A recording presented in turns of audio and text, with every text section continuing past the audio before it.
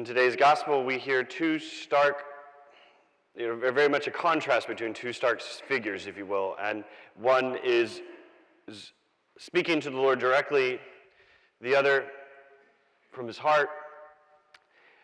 And in this, there's a lot that we could talk about. But as I've just sat with it in prayer, I think just in a simple way, one of the things that we can look at is, do we allow ourselves to be honest with God and, in a real simple way, call something what it is? Call ourselves a sinner in need of mercy. Do we seek judgment from God? Or do we just merely seek all of the comforts of God? In a way, I want to critique a movement in our Christian culture around focusing around Jesus Christ is just the comforter, the divine physician, that shepherd, that beautiful shepherd scene. These are not wrong. He is also judge, though. And don't get me wrong, this is not for me to say that I really want us to focus on fire and brimstone and Jesus is looking down upon us with very accusatory finger. That's not the direction of this. But if you will, do we allow ourselves to be convicted? Not condemned, but convicted. Convicted of what we have done. Do we look at Jesus Christ as the one who, and this is a very simple thing. In my own youth group when I was growing up, it was very much Christ, the warm and cuddly guy. The warm and fuzzies, as we said. Or do we look at Christ as the one who really does see all and know all? And do we allow him to pierce our hearts and judge us for what we are? Sinners. Do we pretend as though we are not sinners? I think many of us are very deeply aware of our own transgressions, but we kind of squirrel them away. How often, and maybe in silence, and how often do you allow for silence in your own life? Do you sit there and go, oh, I don't want to think about that? So you distract yourself with one thing or another. Look at the first person in this. He's going before God. He knows and he's deeply aware of his own religious obligations to go to God and to pray.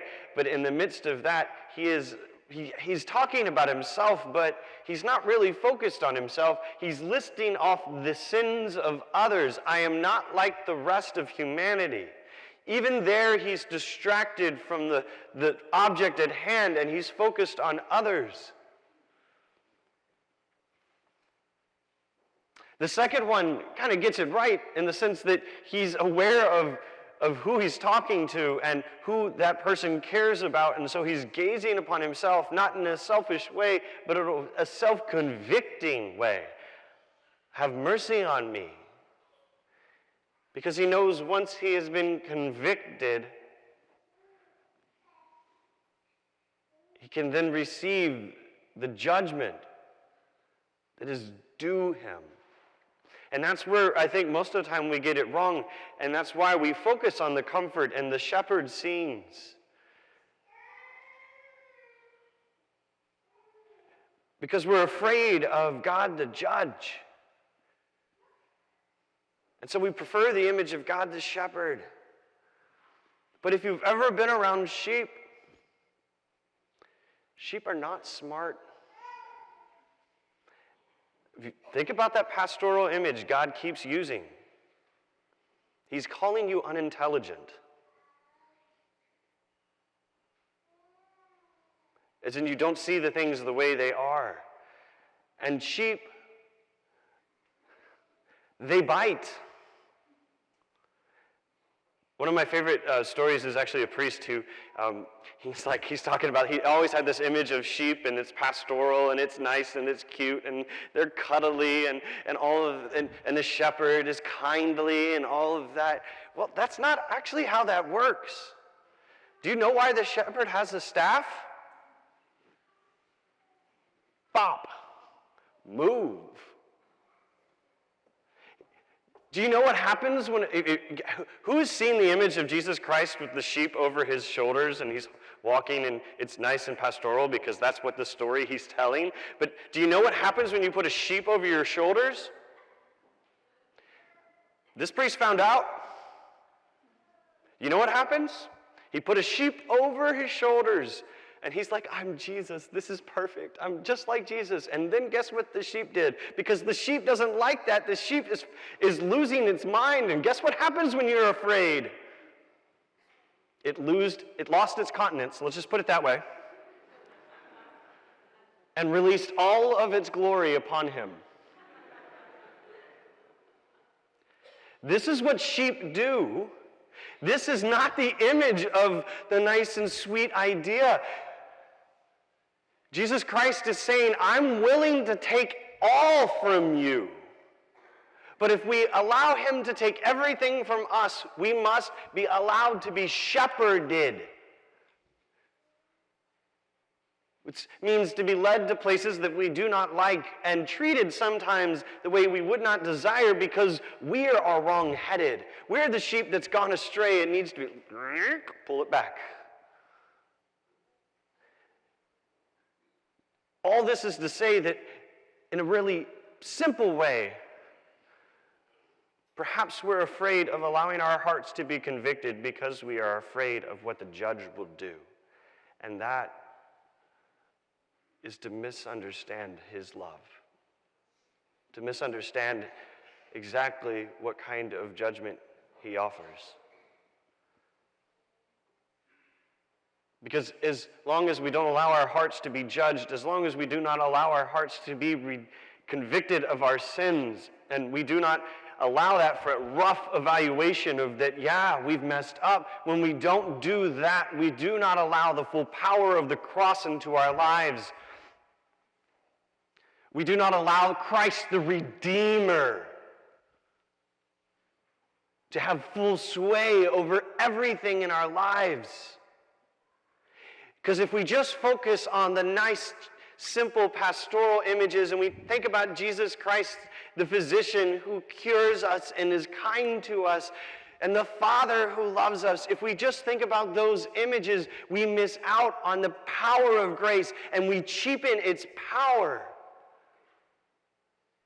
I do not mean to really speak bad about some of the televangelists and some of the more powerful preachers in our country, but they do miss out on the strength of what it means to be convicted. And when we miss out on that conviction, we have cheap grace.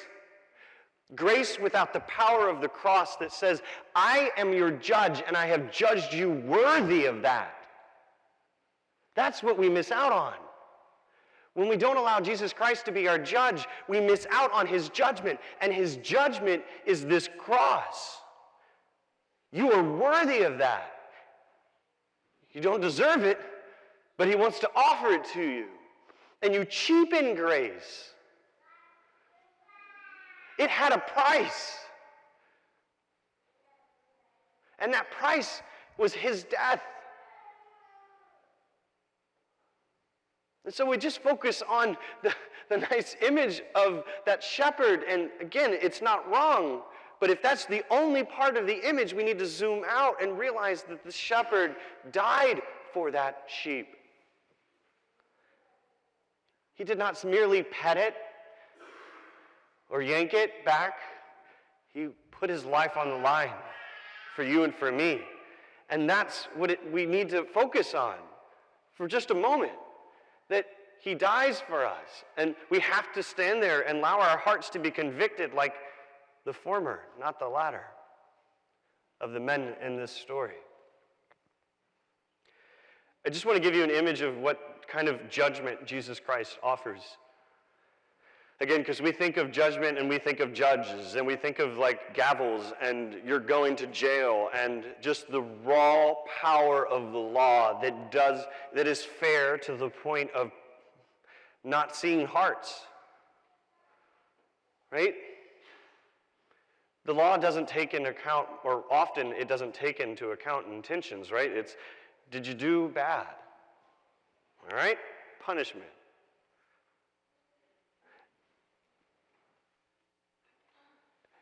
Again, I think we get it wrong, but I want to give you an image that is real. And I think many of you were probably in awe of what happened. This beginning of this month, in early October, we saw the kind of judgment offered by Christ. And it was in stark contrast to what was expected. And it happened in Dallas. Talking about Botham's brother. You know the story. A man was killed, and the person on trial was a peace officer. Whether right or wrong, that's not really what I want to get into. I don't really want to get into the emotional and racial things that are going on there. That's not the commentary. What I think and what rose above that is what his brother, the deceased brother, did. And don't think for a moment that he didn't have the right to judge. Right? And I encourage you to watch this video if you have not already seen it, but the brother of the deceased sits there and in tears forgives his brother's killer.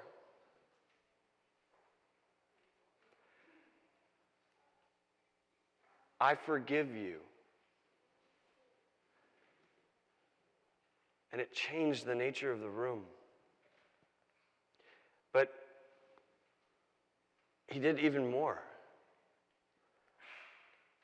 Listen to what he said. The lines that hit me the hardest wasn't just, I'd forgive you.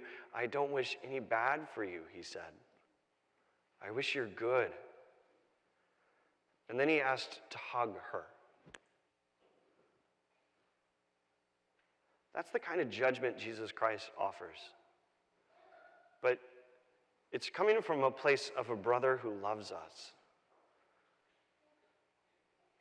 It's coming from a place of one who wants our good, not our bad. But we have to allow our hearts to be convicted. Don't for a second think that that brother didn't convict her of the crime. He convicted her of the crime, and then he forgave her. And that kind of powerful forgiveness and releasing of pain and the hug could not happen without first the conviction. Legal or otherwise, he judged her worthy of love. And it was beautiful.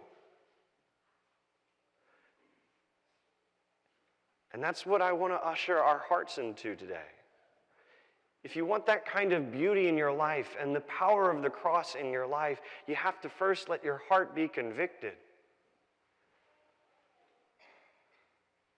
Convicted so that you can receive love. And that first means allowing your heart to dialogue with the fear that might be there, and the misunderstandings that might be there. Maybe that's why you haven't gone to confession in a while, or it's been some time. But to enter one of these side rooms over here or in the back, to receive the love that comes from Christ, you first have to realize that you're in need of it, that you have to allow your heart to be convicted and judged worthy of love.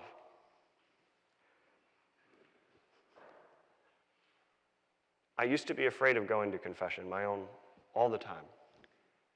I now go almost weekly because I know I'm a jerk.